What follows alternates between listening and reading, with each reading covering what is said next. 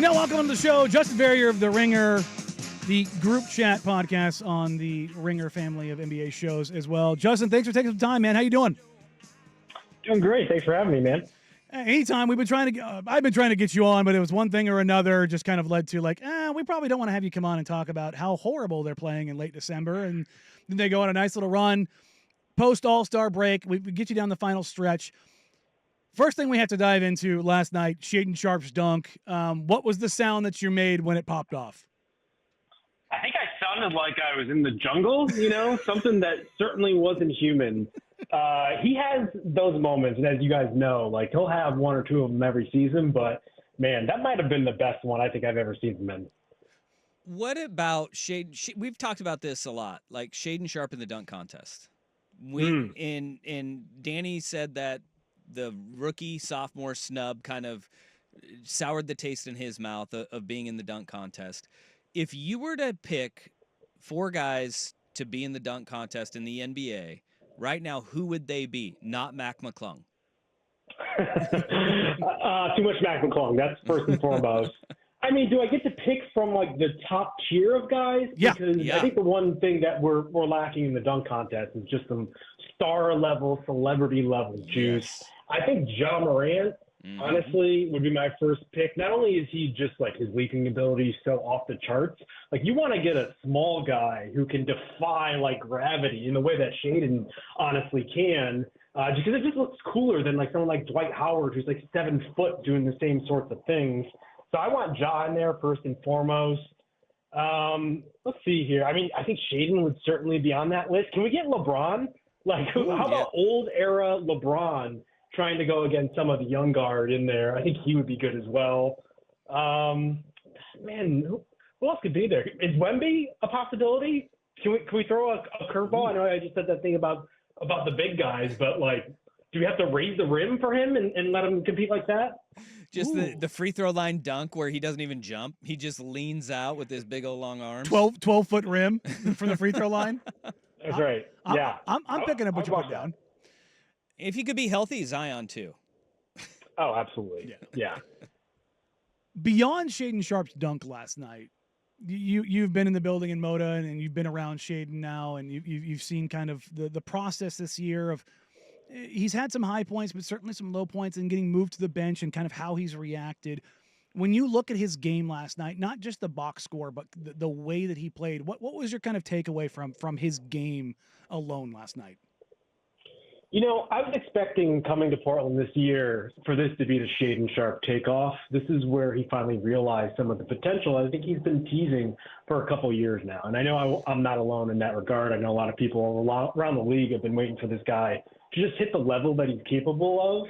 But ultimately, I think a lot of what his drawbacks have been have just come down to wiring. It just doesn't seem like on a night-to-night basis he just has that attacking, got that dog in him sort of mentality.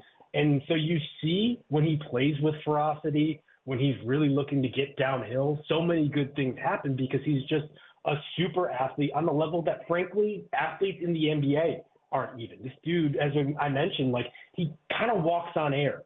And you saw it with the dunk there, but when you see it trickle down to some of the more refined stuff that he could do, looking for others first and foremost, I think the 5 assists that he had last night is probably just important as some of the points that he scored. But also, he could play above the rim. The shot looks absolutely beautiful. And so it really comes down to just does this guy have it every single night? And you look at what just happened when he just plays with a certain zip that he typically does not. A lot of the conversation that we've had with our listeners, fans of the Blazers, a lot of arguments Danny gets into on social media, they involve kind of the direction down the stretch of this season.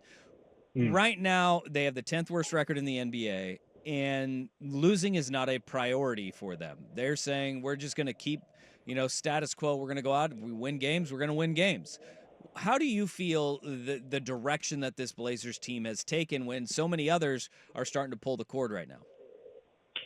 Yeah, they really don't have any other option but to go out there and try their best and see how many wins they can stack here, because they're in that kind of dreaded middle zone between playing and being a full-blown tanking team. Unfortunately, the tank race has just become so fierce this way, in a way that we probably haven't seen since Wemby. It's just like there are teams out there that do not care about the product, the game-to-day game results, but also just like the fans who are showing up to games every night. Washington, as you guys probably saw last night, playing through a lot of young guys, even younger than his Blazers team. You know, Brooklyn is trying their best to lose games but can't, like but Charlotte, Utah, the Pelicans. There's just so many bad teams out there.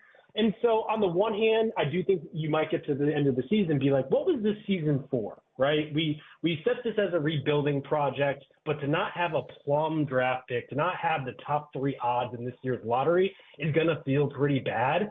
But I think on the other hand, you see guys like Shaedon start to show things too, I think first and foremost, looking like a starter caliber sort of player once again. I think those are sort of the silver lining sort of things that I think matter more, frankly, than draft odds. Because as you've seen in years past, the flattened lottery odds, I think, do change things a little bit to where like teams can just leap over you and you can find yourself in a situation like the Detroit Pistons were for a couple of years, the Orlando Magic were for a couple of years, where they kept falling into that weird gray area where they missed out on those top tier guys despite throwing away seasons.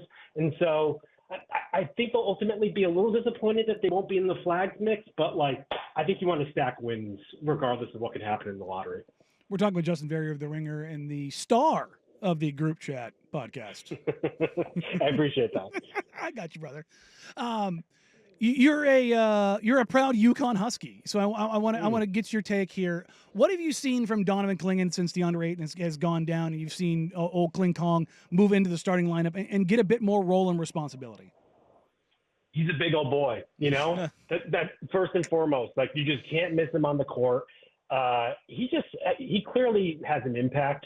And it's funny watching NBA level players try to navigate like how big he is. It's almost like they're jolted in the same way that like I think when Wemby first started getting his legs underneath him, you saw NBA players like go into the lane and like legitimately look shocked. Like Clingan has that type of size and that type of presence, which I think is going to be important for him down the road. I also love like what a good kid he is. Like he just seems like in the locker room, he's just like totally nice and people like being around him. He also likes his teammates, including guys like Ayton, who seems like he has a nice little buddy cop thing going with him, which could have been a pretty complicated situation for the Blazers to kind of navigate there because they play the same position. And obviously Robert Williams is coming in and out. So there are a lot of minutes to be jostled for. I think the big thing is just conditioning with him. You know, you see him get a little winded pretty quickly, which isn't atypical for a big in his first NBA season. It looks like he's playing with a little extra weight there. So I'm ready to see like the UConn version of him where he's navigating the screen handoff game a little bit more, like more in a Isaiah Hartenstein sort of way, because I think he has that kind of potential in him.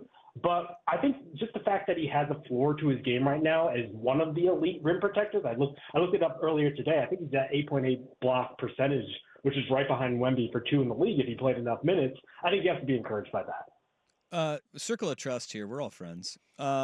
Is he why you moved here? I wish I could say that.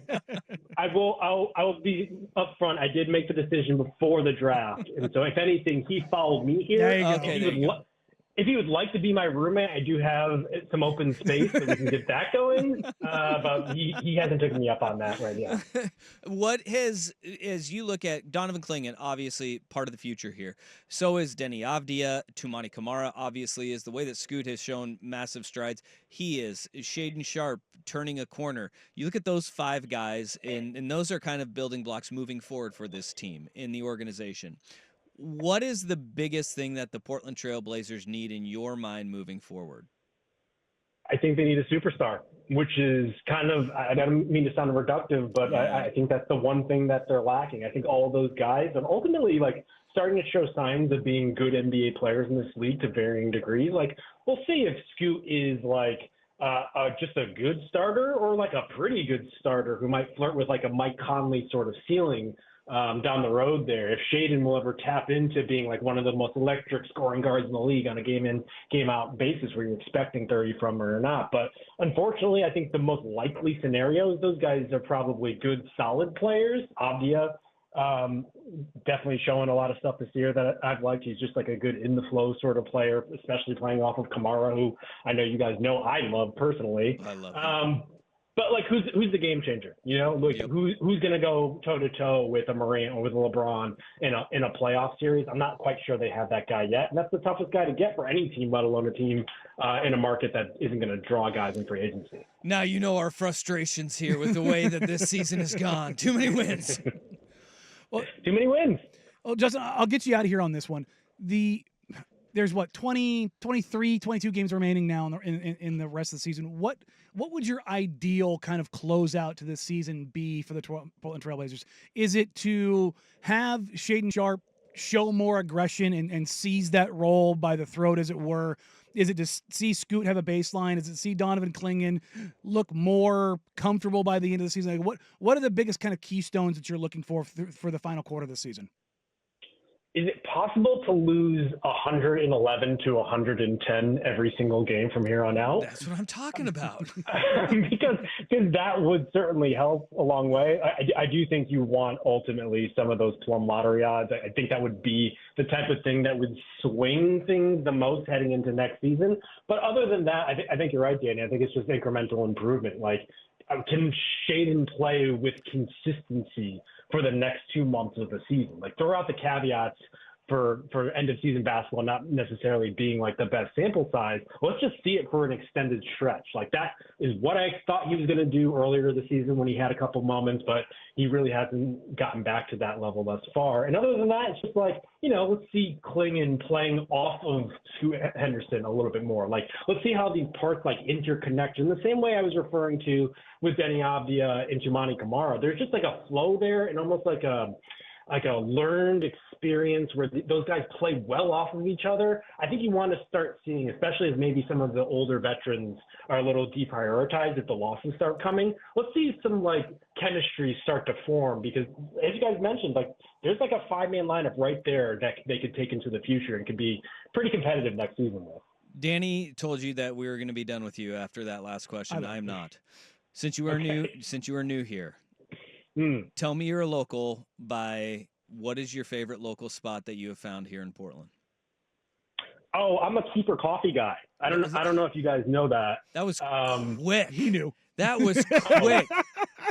I'm there like every day. Like, honestly, if you want me to cut ads for them for free, I will do that right now after I get off the phone. I live pretty close by, and it's just like, it's so adorable, man. Like, it just has like the cutest sort of vibe to it. The pastries are incredible. I'm a big coffee guy, and so I love going there all the time. I'll be there probably right after this. That was fast. I like it, man. So if you want to catch up with Justin, you know exactly where to catch him.